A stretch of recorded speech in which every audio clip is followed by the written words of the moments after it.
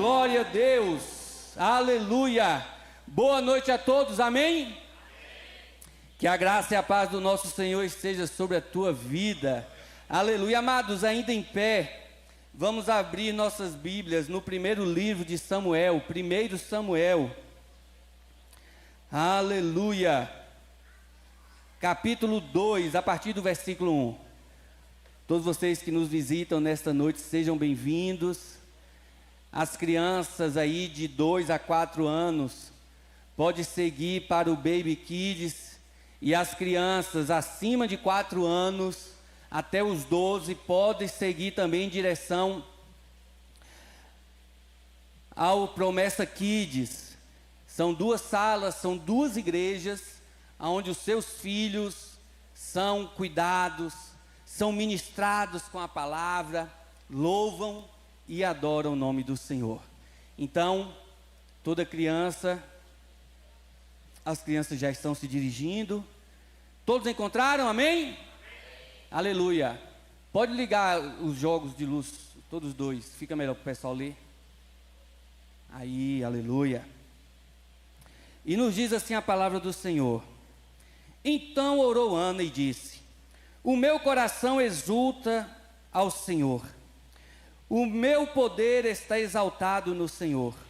A minha boca se dilatou sobre os meus inimigos. Portanto, me alegro na tua salvação. Não há santo como é o Senhor, porque não há outro fora de ti, e rocha nenhuma há como o nosso Deus. Não multipliqueis palavras de altíssimas altiveza, nem saiam com coisas árduas da vossa boca, porque o Senhor é o Deus da sabedoria, e por ele são as obras pesadas na balança. O arco dos fortes foi quebrado, e os que tropeçavam foram cingidos de força. Os fartos se alugaram por pão, e cessaram os famintos.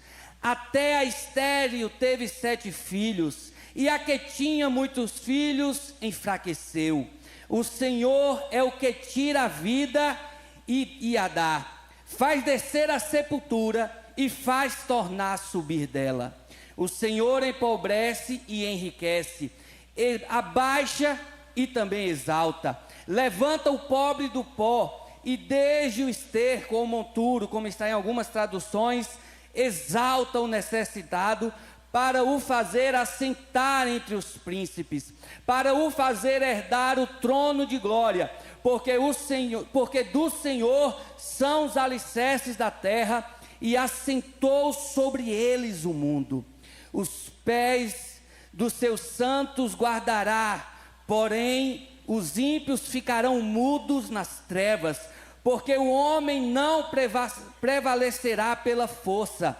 Os que contendem com o Senhor serão quebrantados, desde os céus trovejará sobre eles. O Senhor julgará as extremidades da terra e dará força ao seu rei, e exaltará o poder do seu ungido.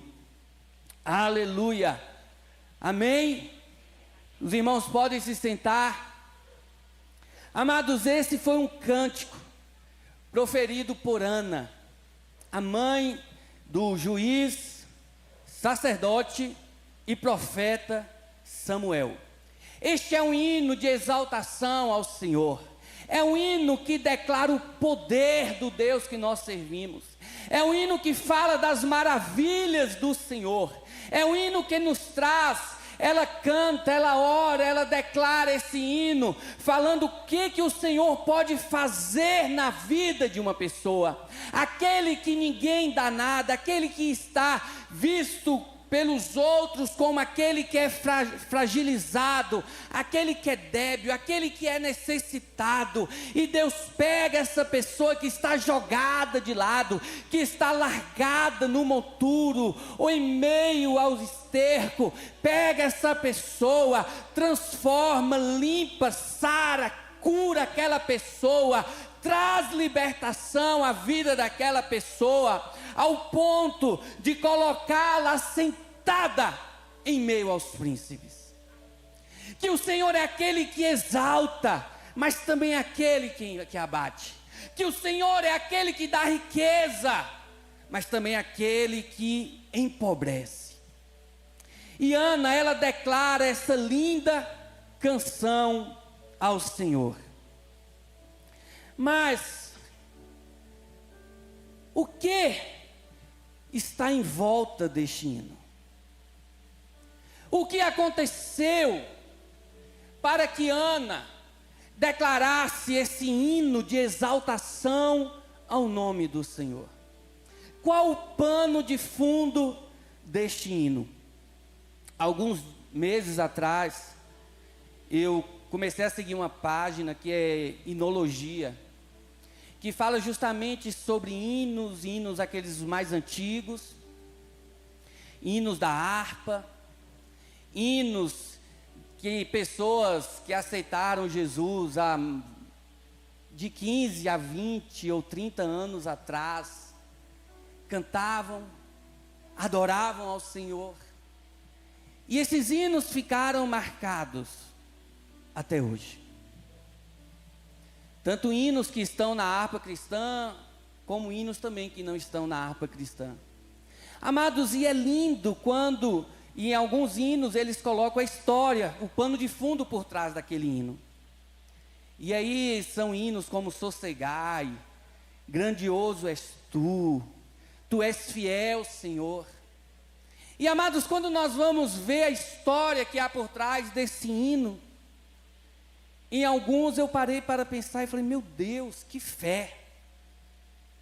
Meu Deus, que testemunho de vida.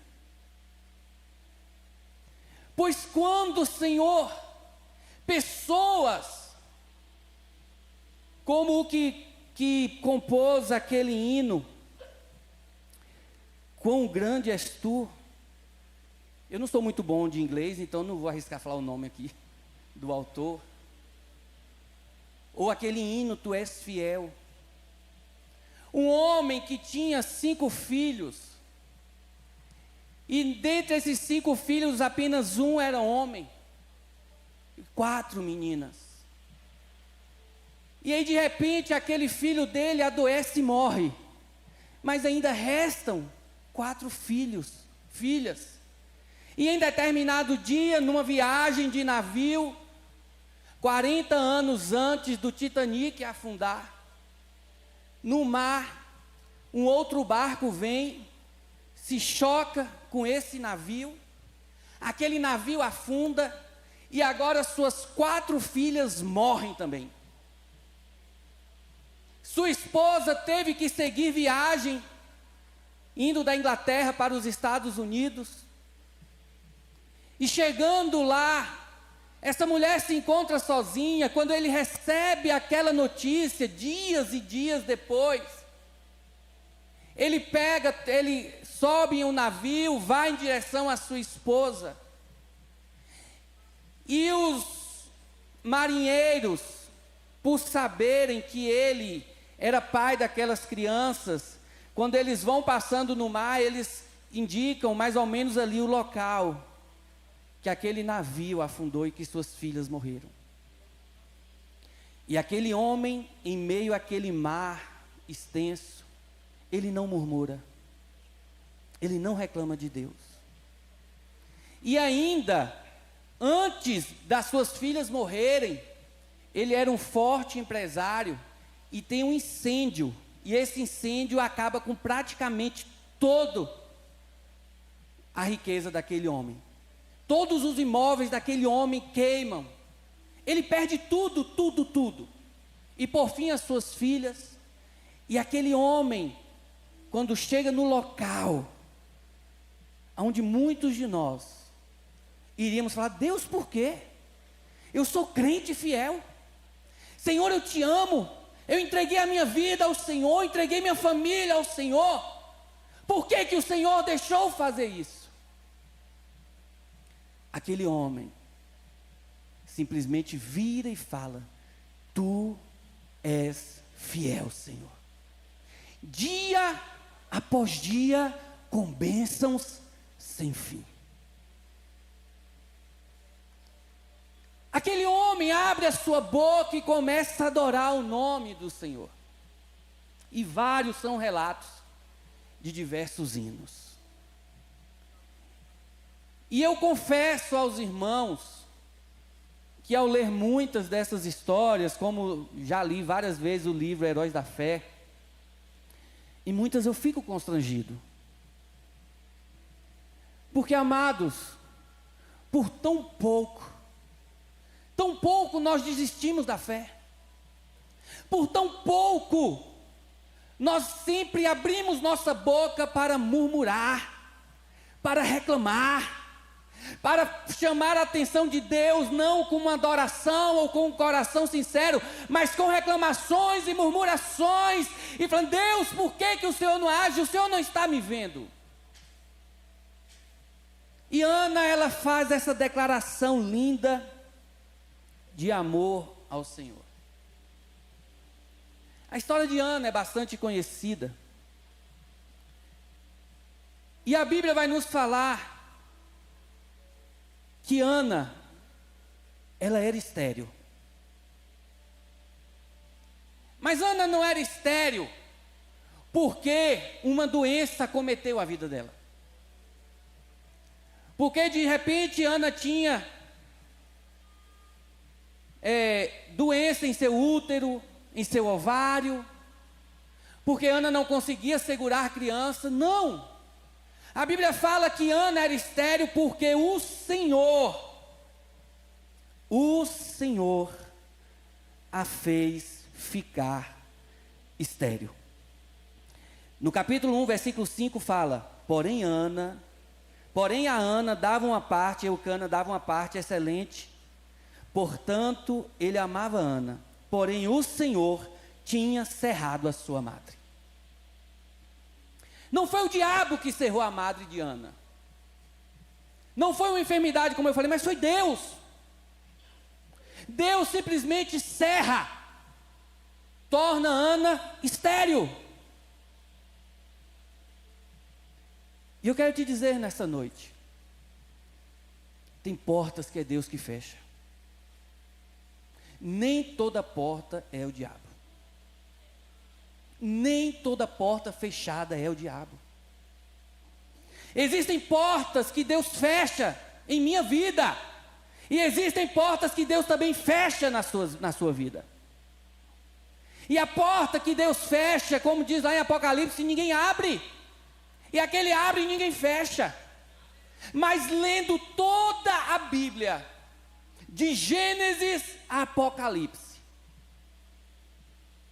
todas as vezes que Deus fecha uma porta na vida de uma pessoa, é porque Deus tem propósito. Deus não fecha porta na vida de ninguém sem ter um propósito. Deus, Ele vai fechar certas portas em nossas vidas, e o meu currículo não vai conseguir abrir a porta. Os meus amigos não vão conseguir abrir a porta. O médico não vai conseguir abrir a porta. O dinheiro que eu tenho no banco não vai conseguir abrir a porta, porque foi Deus que fechou. E aí é onde nós temos que pedir a Deus discernimento, para saber: Deus, essa porta está fechada, eu não consigo avançar, eu já tentei de tudo, Senhor, mas essa porta não abre. É o Senhor que está fechando, ou é o inimigo mesmo que está fechando isso em minha vida? Porque quando Deus fecha uma porta, Ele tem propósito para estabelecer na minha e na sua vida. Olha o contexto em que Ana se encontrava. Já era o final da época dos juízes. E os juízes foi uma época na qual Israel viveu o pior declínio da sua vida. Foi aonde Israel mais se desviou para ir adorar outros deuses. Foi uma época em que Israel só se mantinha de pé diante da presença do Senhor quando tinha um juiz ali, julgando e governando debaixo da autoridade de Deus.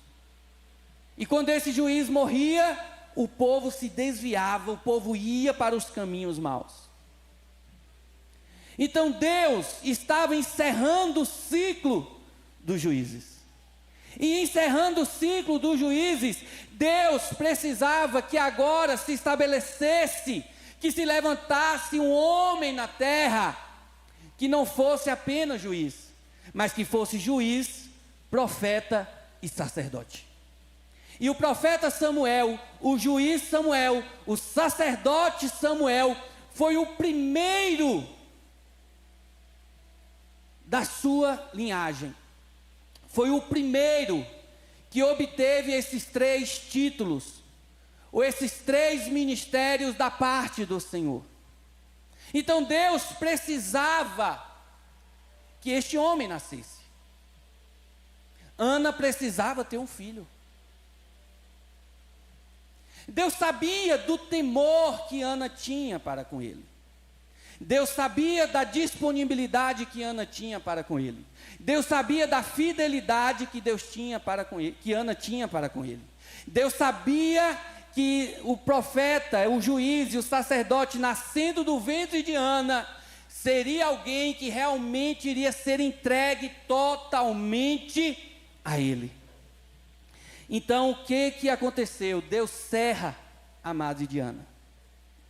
E nesse cerrar da madre de Ana, do útero, do ventre de Ana, Deus tinha um propósito para o povo de Israel.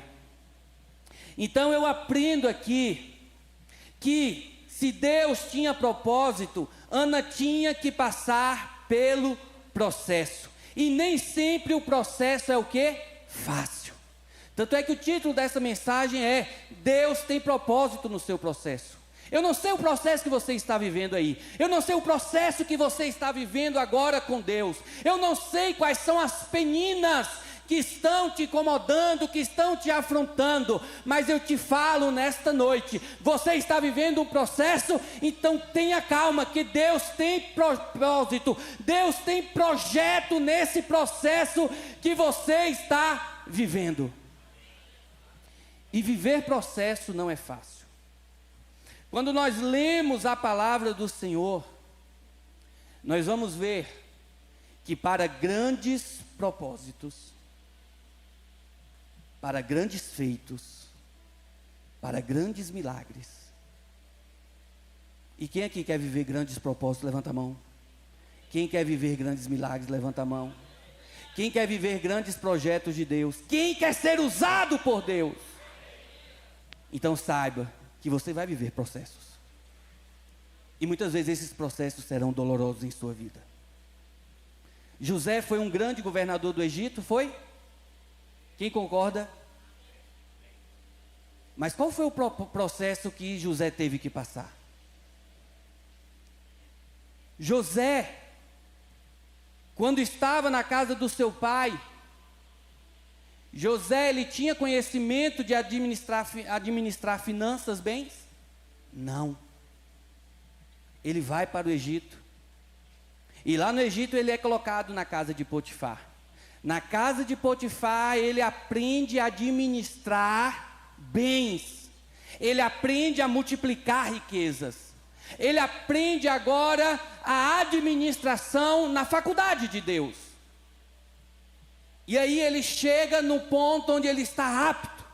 Ele agora é um bom administrador, mas ainda tinha processo para passar.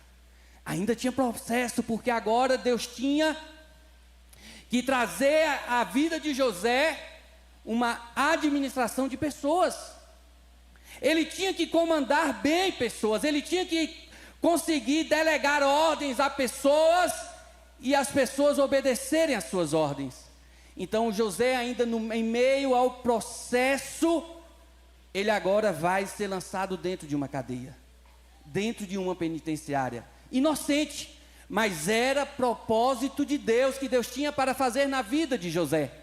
E agora José, dentro daquela cadeia, aprende a administrar presos, aprende a administrar pessoas. Tanto é que na época de José não se tinham rebeliões.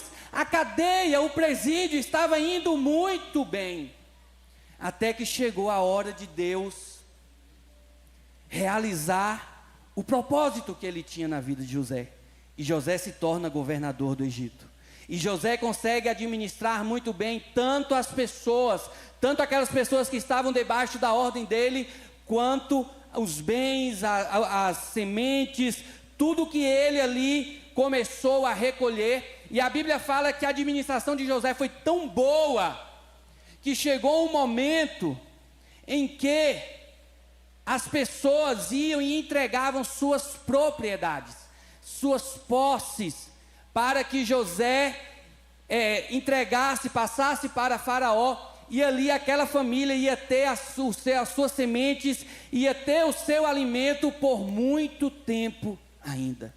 E a Bíblia fala que mais da metade do Egito foi passada para o Faraó. José tinha um grande propósito de Deus na vida dele, mas isso não o livrou de passar pelo processo. Davi tinha o propósito de ser um grande rei. Deus tinha um propósito na vida de Davi, tanto é que Davi foi o maior rei que Israel já teve até hoje em sua história. Davi foi o maior estrategista. Davi foi o rei que mais venceu guerras e batalhas que Israel teve. Mas para que esse propósito de Deus se cumprisse na vida de Davi, Davi teve que passar pelo campo. Davi teve que apacentar ovelhas. Davi teve que passar noites em claro, guardando e protegendo as ovelhas dos animais selvagens. Davi se tornaria um grande guerreiro. Davi mataria Golias, mas antes de Davi matar Golias, Davi teve que enfrentar leão. Davi teve que enfrentar urso lá no campo. É propósito de Deus, mas tem processo em meio ao caminho. Davi foi ungido rei, e ele passou um processo de 17 anos para conseguir subir ao trono. Então saiba, você está vivendo o processo, as portas estão fechadas. Você sabe aí no íntimo do teu coração que não foi legalidade que você deu ao diabo através de pecado. Não foi o diabo que fechou essa porta. É Deus que está trazendo esse processo na sua vida. Então acalma teu coração. Porque sempre que Deus tem propósito para a sua vida, o processo tem tempo e tem data para terminar. O processo não é para sempre. É como nós falamos, deserto não é morada, deserto é passagem. E aqui no versículo 6 ainda, do primeiro capítulo de Samuel, a Bíblia vai nos falar que Ana, ela tinha uma competidora. Ana, ela tinha uma mulher que a desprezava. Ana tinha ao seu lado uma mulher chamada Penina. E aqui no versículo 6 fala que a sua competidora excessivamente a irritava para a embravecer. Portanto, o Senhor tinha cerrado a sua madre. E a Bíblia vai nos falar que Ana tinha um esposo chamado Eucana. E esse homem a amava. Esse homem a respeitava. A Bíblia chega a falar que todos os anos eles subiam para Jerusalém, para a tenda, para o lugar do santuário de Deus, e ali Eucana levava ofertas por toda a sua família. A Bíblia fala que a Ana sempre lhe dava o dobro, que Eucana amava Ana. Mas tinha uma mulher, que era também esposa de Eucana, que essa mulher irritava Ana. Essa mulher desdenhava de Ana. Essa mulher humilhava Ana. Essa mulher jogava a fraqueza de Ana diariamente na sua face, no seu rosto. Essa mulher chamada Penina, Ela, todos os anos, Eucana ia, e Ana ia também juntamente com a família, e essa Penina ia irritando Ana, ao ponto que Ana já não estava mais suportando. E a Bíblia aqui em diversas passagens vai falar que Ana estava angustiada. Ana estava angustiada de alma. Ana estava entristecida. Ana estava no que, se nós colocássemos Ana hoje em frente a um psicólogo, ele iria falar que Ana estava com depressão. A Bíblia vai falar que Ana se encontrava irritada, que Ana chorava muito, Ana não comia, Ana estava amargurada de alma, Ana chorava abundantemente, Ana vivia em estado de aflição, Ana estava atribulada de espírito, Ana estava desgostosa, Ana estava amargurada, tudo isso Ana estava, ao ponto de não conseguir mais nem se alimentar. Depressão. Não existe outra palavra. Porque Penina, imagine aí anos após ano, ano após ano. Talvez se fosse hoje, Ana não iria se importar muito pelo fato de ser estéril, talvez, porque até hoje está até na moda, muitas mulheres não querem ter filhos. Muitas mulheres preferem adotar pessoas ou então partem para o extremo de adotar animais e agora esses animais são seus filhos. Mas naquela época, ser estéril era sinônimo de ser amaldiçoada por Deus. Naquela época, o maior sonho de toda mulher não era fazer uma faculdade, não era fazer um belo concurso, não era ter um bom emprego, não, era se casar e ser mãe. Se casar e ser mãe. A mulher que alcançava o casamento, e dentro deste casamento alcançava ter um filho, era a mulher mais feliz do mundo. E Ana não tinha ainda esse prazer. Ana conseguiu se casar. Ana conseguiu ter um marido muito bom. Ana conseguiu, dentro do seu relacionamento, encontrar um homem amável, um homem que se preocupava com ela, um homem que cuidava dela. Mas tinha um problema na vida dela. E esse problema era não conseguir engravidar, não conseguir gerar. E Penina usava isso para atingir Ana. Penina usava isso para trazer angústia na vida de Ana. E quantos têm Peninas na sua vida? Penina que só fica acusando, que só fica apontando, colocando o dedo na ferida, como nós falamos, colocando o dedo na ferida e apertando, e fazendo isso doer em sua alma. Em todos os anos, e a Bíblia fala que Eucana oferecia sacrifícios para os seus filhos, então foi um sofrimento que durou anos, e anos, e anos. Mas algo me chama a atenção na vida de Ana, porque em todos esses anos, Ana foi para o templo, mesmo angustiada, mesmo abatida, mesmo entristecida, mesmo depressiva, Ana reunia forças de onde não tinha. Porque imagine só, Ana chegando no templo e vendo Eucana oferecer sacrifícios para todos os filhos daquela mulher que estava dentro da sua própria casa, mas que a odiava, mas que a infernizava. Mas mesmo assim, Ana seguia ano após ano. Vai ter culto hoje? Eu vou para a igreja. Vai ter culto hoje? Estou lá, chorando. Eu estou lá amargurado. Mas eu não fico em casa. Eu não dou essa ousadia. Eu vou para o culto. Eu vou para o sacrifício. Eu sei que ainda minha madre está fechada. Eu sei que a minha bênção ainda não chegou. Eu sei que muitos estão jogando na minha cara o meu problema. Eu sei que muitos estão olhando para mim e estão vendo uma infrutífera, uma estéril, alguém que não pode, que jamais vai dar à luz.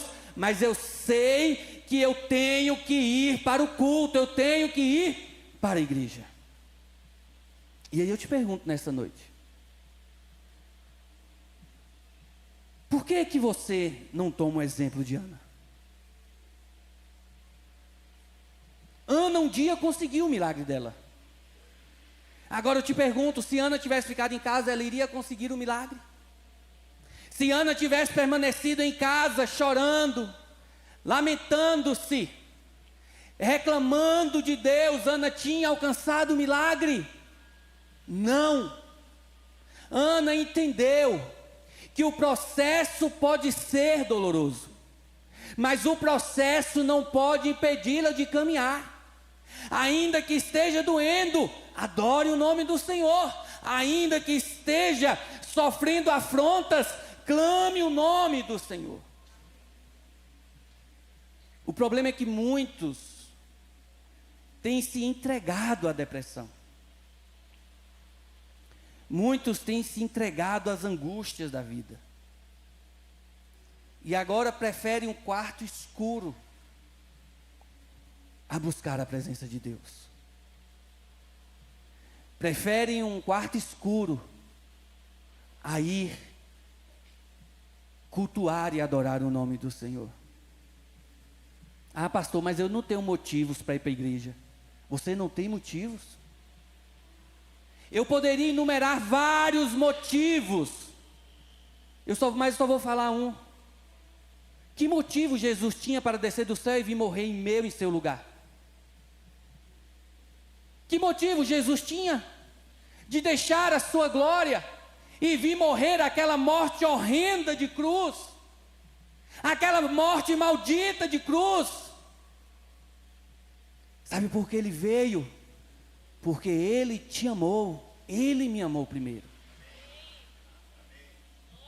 Então Charles Studi, eu acho que é esse o nome, eu não sou muito bom no inglês, como eu falei, fundador da Missão Amém, ele tem uma frase que é interessantíssima.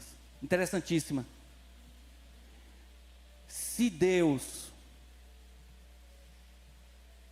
não teve, ou melhor, se Deus não poupou esforços para vir até mim, não existe esforço que eu faça que seja maior do que o dele por mim.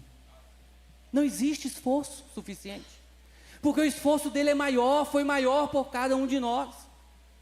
E Ana, mesmo sofrendo, mesmo humilhada, mesmo sofrendo provocações de Penina, Ana decide que nada vai impedi-la de ir ao templo buscar a face do Senhor. Porque Ana entendia o que Jó declarou um dia.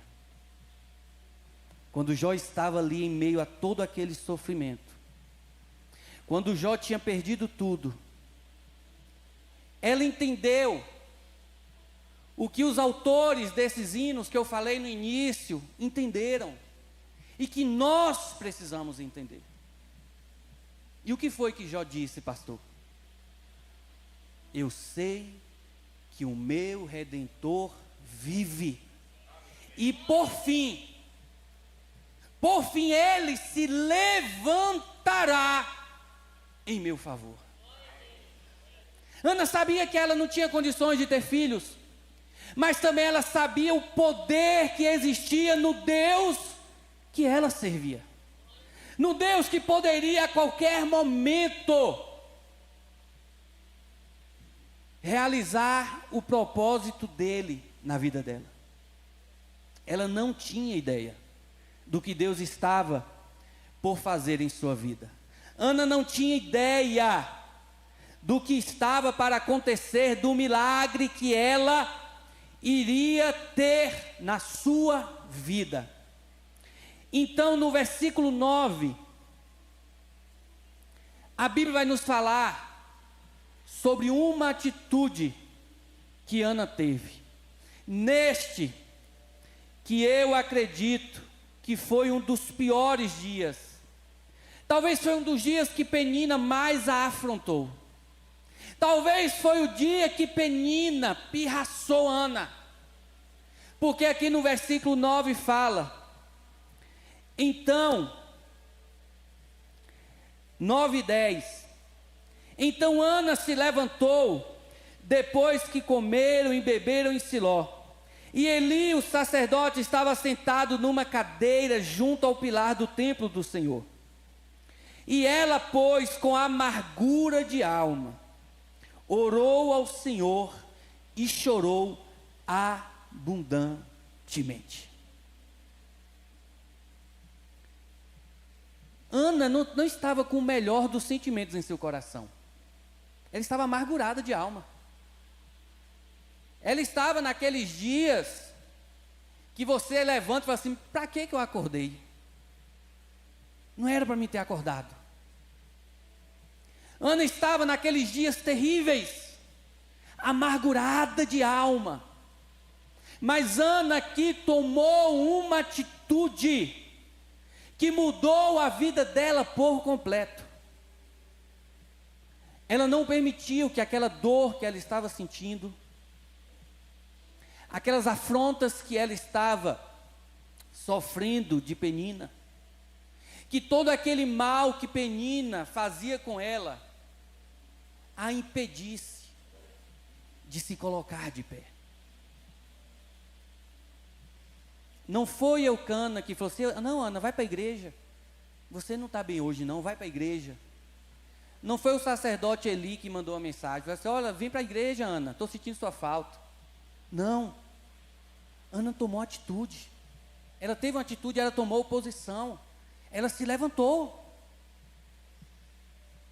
E é interessante que ela se levantou num momento que não era muito comum de se ir ao templo, que era o horário do meio-dia.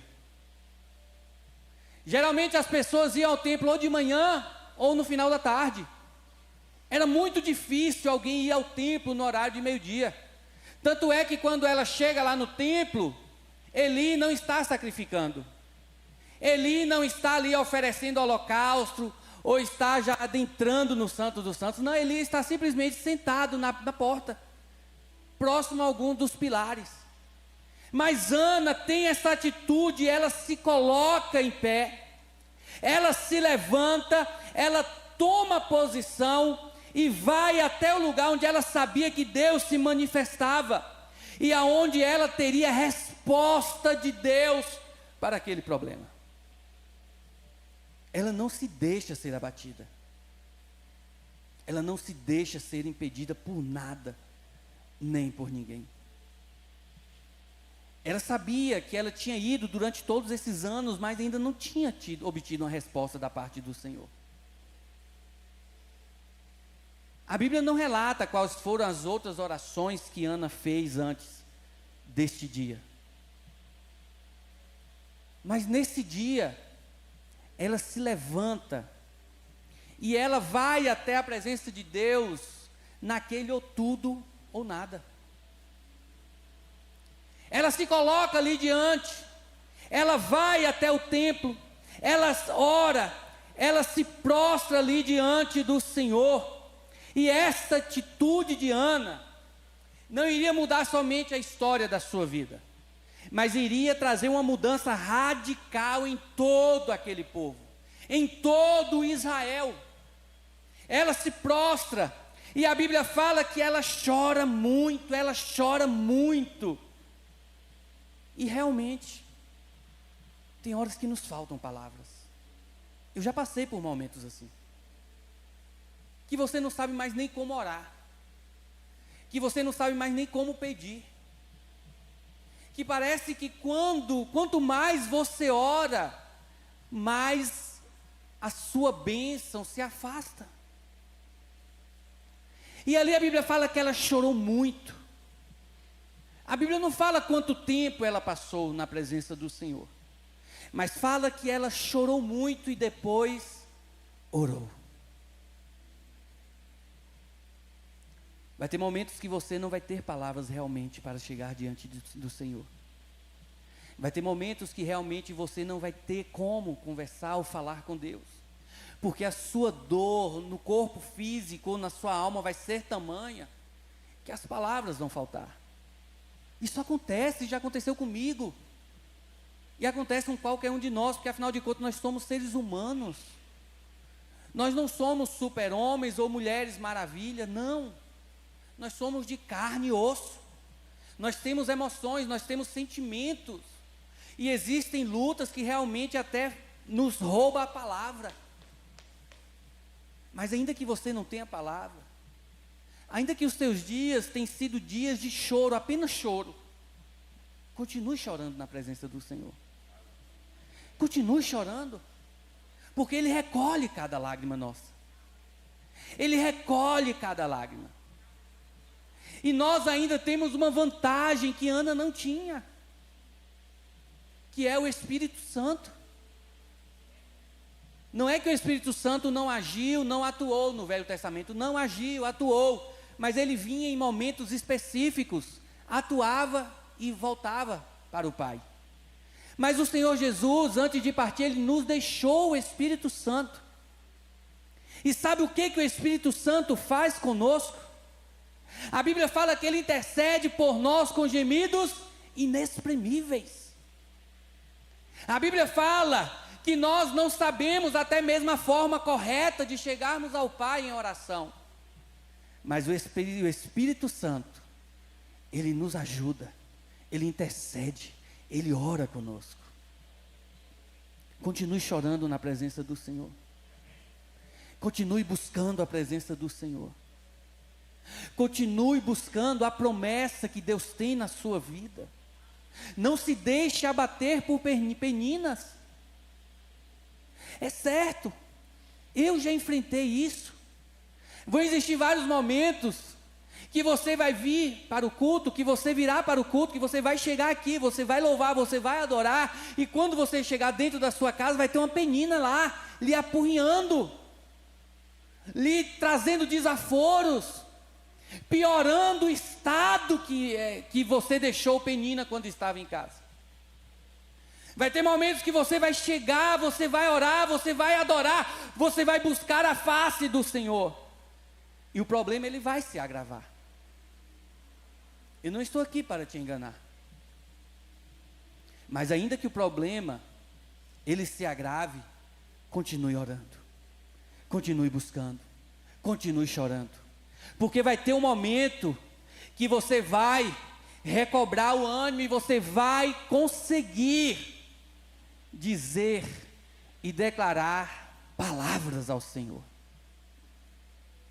A oração de Ana, amados, o seu cântico foi enorme, o seu cântico foi extenso, mas a oração de Ana foi uma oração curta. Olha só como foi. Versículo 10. E ela, pois, com amargura de alma, orou e chorou abundantemente. E voltou um voto dizendo: Senhor dos exércitos, se benignamente atenderes para a aflição da tua serva, e de mim te lembrares, e da tua serva te não esqueceres, mas a tua serva deres um filho varão, ao Senhor o darei por todos os dias de sua vida, e sobre a sua cabeça não passará navalha. Essa foi a oração de Ana. Ana não usou palavras difíceis. Ana não usou vãs repetições. Não, Ana foi objetiva. Ana foi objetiva na sua oração. Ana chegou diante do Senhor e expôs o seu problema. O que a angustiava, o que a fazia sofrer, o que a fazia chorar. Aquilo que estava trazendo essa amargura de alma, essa tristeza, esta angústia. O que as afrontas de Penina a deixava irritada. Ana simplesmente colocou diante do Senhor. E ali o Senhor ouviu a oração de Ana. Mas, como eu já falei aqui várias vezes, nós temos um inimigo que ele não cansa de tentar nos parar. E esse inimigo ele pode usar diversas pessoas. Então esteja atento. Esteja atenta às estratégias do inimigo. Olha só, Ana chega ali totalmente amargurada, entristecida. E ali o sacerdote Eli, ao invés de trazer uma palavra de edificação para Ana, o que o sacerdote fala? E sucedeu que, perseverando ela em orar perante o Senhor, Eli fez atenção à sua boca. Portanto, Ana no seu coração falava, e só se moviam os seus beiços, seus lábios. Porém não se ouvia a sua voz, pelo que Eli a teve por embriagada. E disse-lhe Eli: até quando estarás tu embriagada? Aparta de ti um vinho. Olha só. Pensa aí, uma pessoa que estava no estado que Ana se encontrava. Chega dentro da igreja. Era para ouvir uma palavra de conforto. Era para ouvir uma palavra de motivação.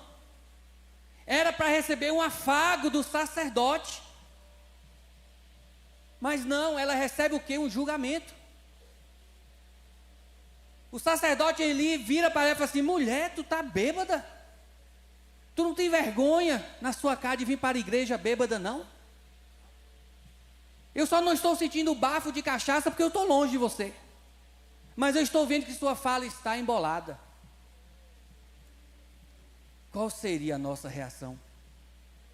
Vim para a igreja acabado, destruído, e ainda receber uma palavra dessa?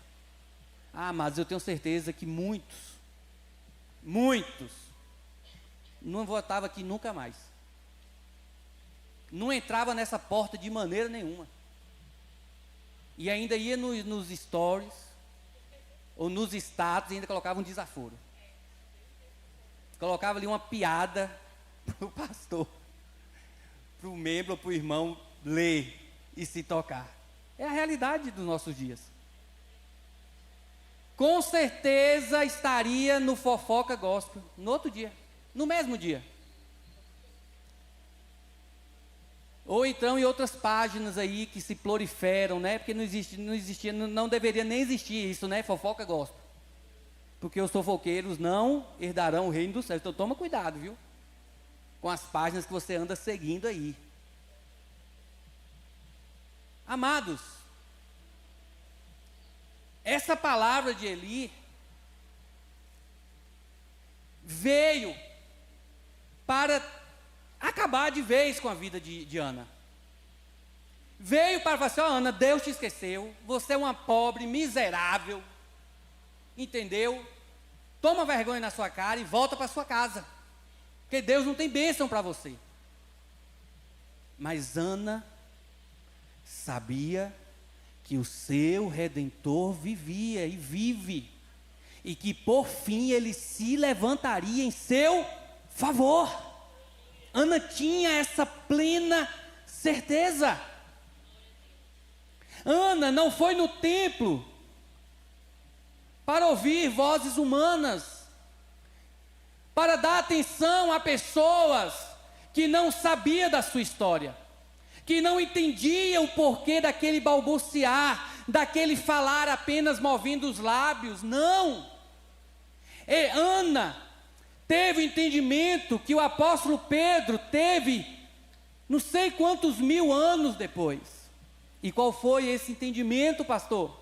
É o que está lá na primeira carta de Pedro, capítulo 5, versículo 7. Lancem, pois, vossas angústias no Senhor. No Senhor Jesus Cristo, lancem suas angústias nele. Por quê? Porque Ele tem cuidado de vocês. Ana sabia do cuidado que Deus tinha para com ela. E aí, qual foi a resposta de Ana? Talvez, em muitas pessoas, seria uma resposta de desaforo. Né? Peraí, você está me julgando, seu velho? Quem você pensa que é para falar que eu estou bêbada? Ou quem sabe sairia na porrada com o sacerdote. Mas Ana entendia o que está escrito no livro de Provérbios, capítulo 15.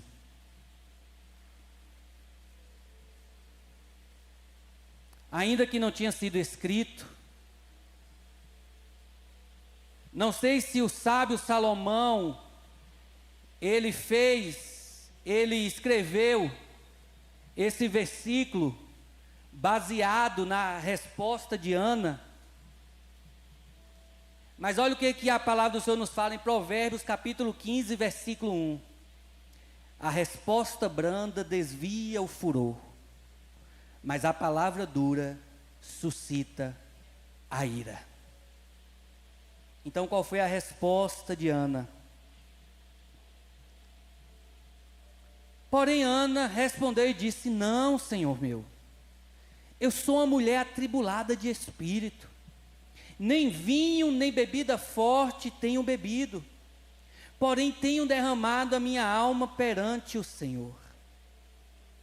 Não tenhas, pois, a tua serva por filha de Belial, ou filha do demônio, porque da multidão dos meus cuidados e do meu desgosto tenho falado até agora.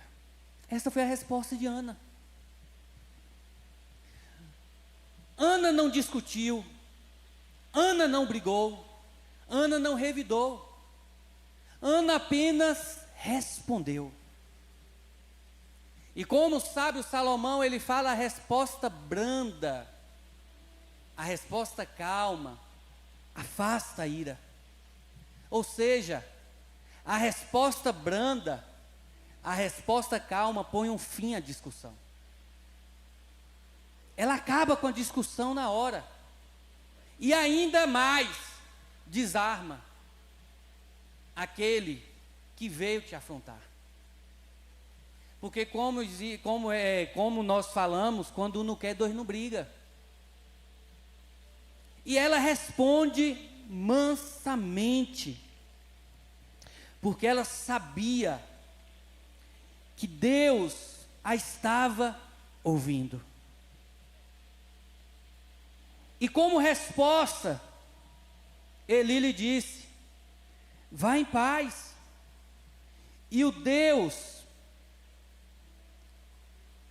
de Israel te conceda a tua petição que lhe pediste. Eli aqui, com certeza no seu interior, reconheceu a mancada que ele deu, que ele falou demais sem conhecer a história, sem conhecer o que estava acontecendo. E Elias agora ele dá uma bênção sobre a vida de Ana. Eli agora ele traz uma palavra de bênção sobre a vida de Ana. E essa palavra foi aonde? Dentro do templo do Senhor. Foi dentro da casa de Deus. E a Bíblia vai nos falar que Ana sai dali, mas não sai da mesma maneira que entrou. Ana não sai mais angustiada. Ana não sai mais abatida. Ana não sai mais com a alma amargurada. Ana não sai mais com o semblante caído. Mas no versículo 18 fala que assim a mulher se foi seu caminho, e agora, aquela mulher que não comia, aquela mulher que não tinha vontade de viver, que estava desgostosa, amargurada, entristecida, irritada, depressiva, ela agora come. Ela agora consegue se alimentar. E o seu semblante já não era mais triste. O seu semblante agora já era totalmente diferente. Ana, por ir à casa do Senhor, ela recebe uma palavra profética lá dentro do templo. E ao mesmo tempo que ela recebe essa palavra, a bênção se materializa dentro da sua casa. Ana busca o Senhor no templo, Ana busca o Senhor no culto, Ana clama ao Senhor, Ana chora ao Senhor, Ana abre seu coração diante do Senhor. A resposta de Deus vem sobre a vida de Ana dentro da sua casa.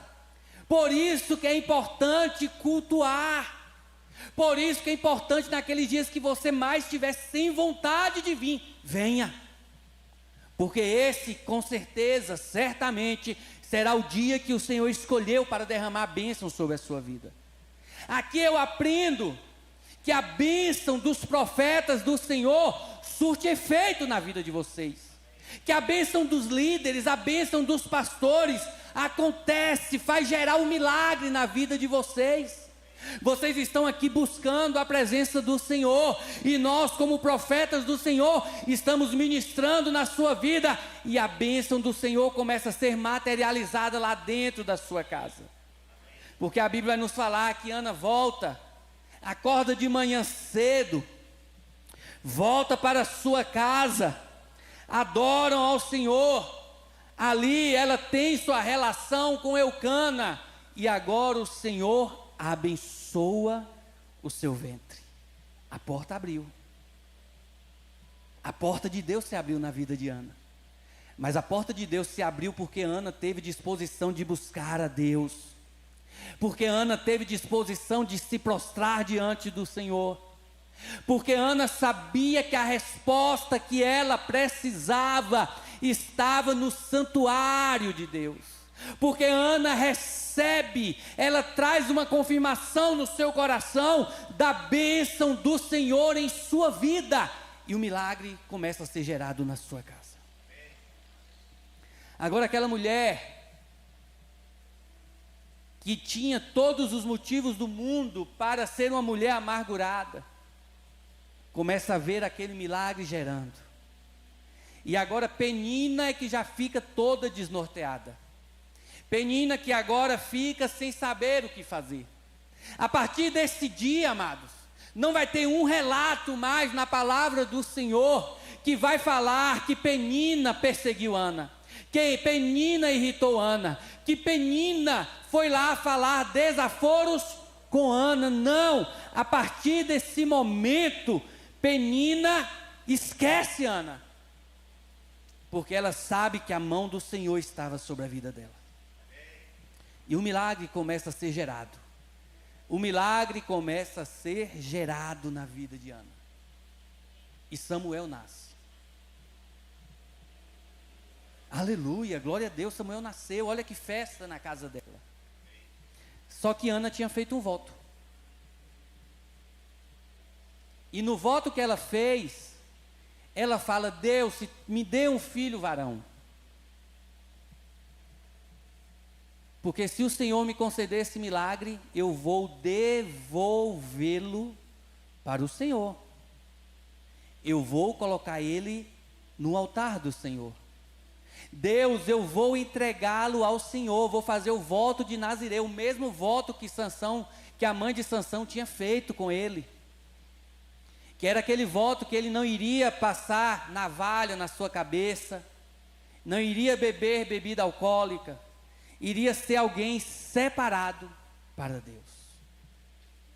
E Deus concedeu o milagre. E agora o que Ana fez? Ana cumpriu com a sua palavra. E aí eu te pergunto, e eu me incluo dentro dessa pergunta: como estão os votos que nós temos feitos para Deus? Como estão aqueles votos? Ah, Deus, se o Senhor me curar, eu não vou perder mais um culto. E aí tem um final de novela bem no dia de culto.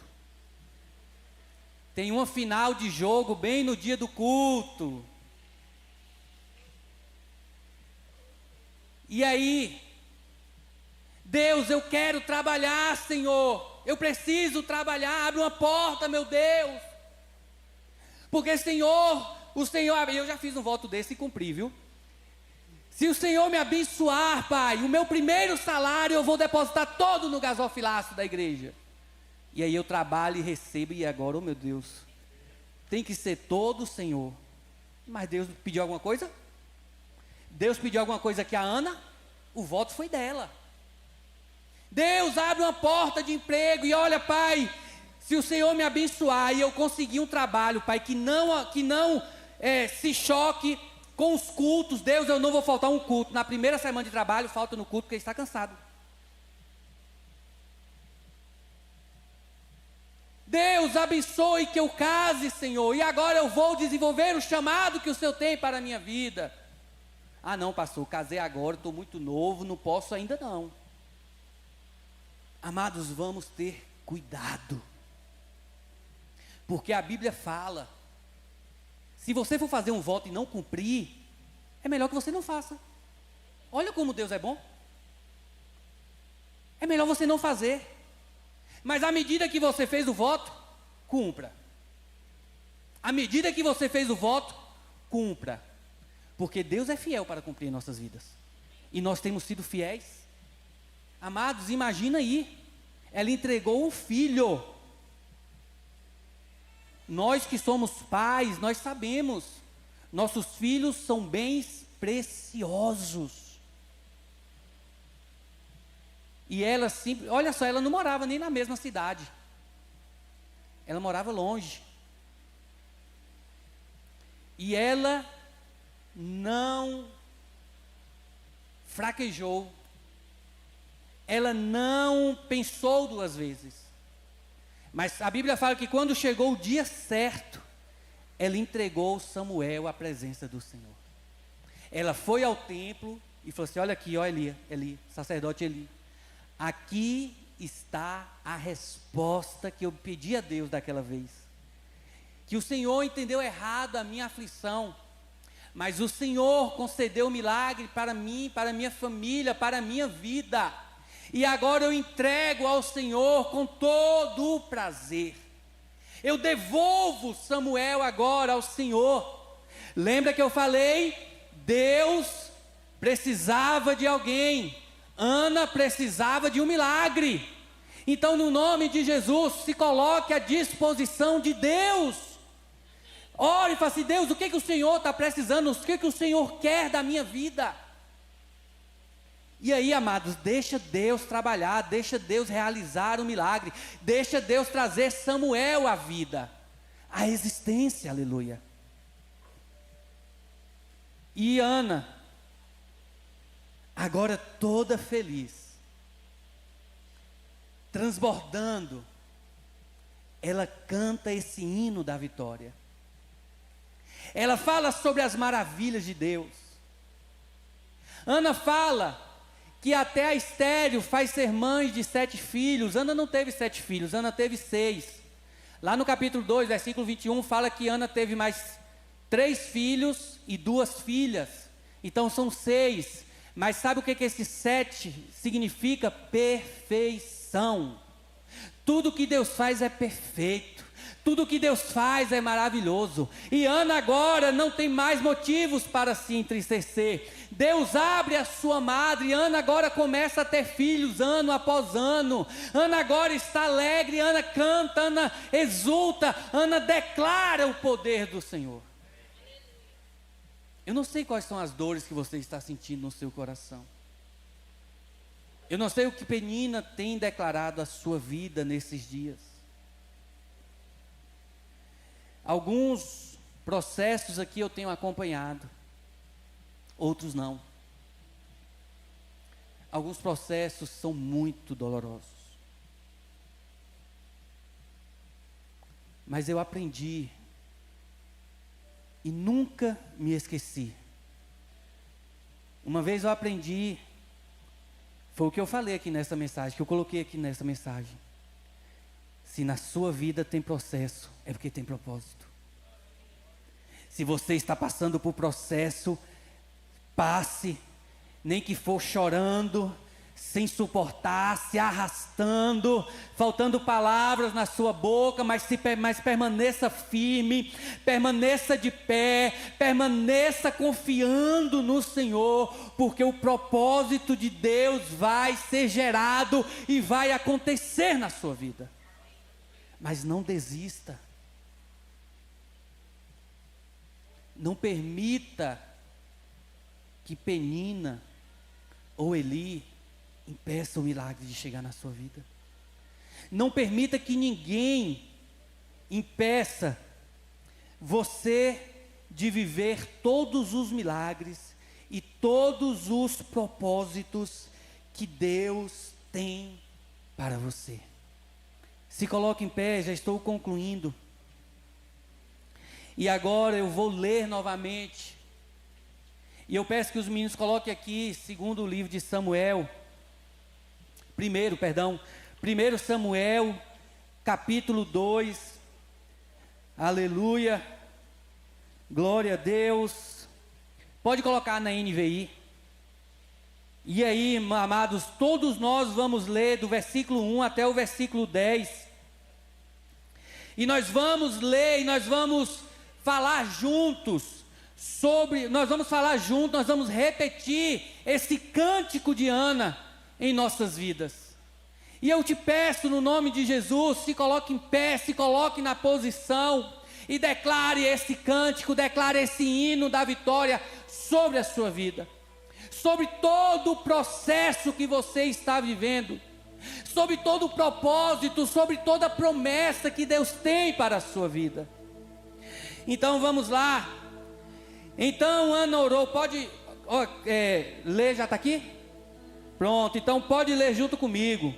Então Ana orou e disse: o meu coração exulta ao Senhor. Não, peraí, eu estava lendo na Ara, é na NVI. Então Ana orou assim: o meu coração exulta no Senhor, o Senhor minha força é exaltada, minha boca se exalta sobre os meus inimigos. Irmãos, que fé, viu? Vamos ler em voz alta, vamos repetir com fé, com confiança. Então Ana orou assim: meu coração exulta no Senhor, no Senhor minha força é exaltada, minha boca se exalta sobre os meus inimigos, pois me alegro na tua libertação. Não há ninguém santo como o Senhor, não há outro além de ti, não há rocha alguma como o nosso Deus. Não fala então os irmãos que vão ler, porque os irmãos estão numa fé que misericórdia. Oi?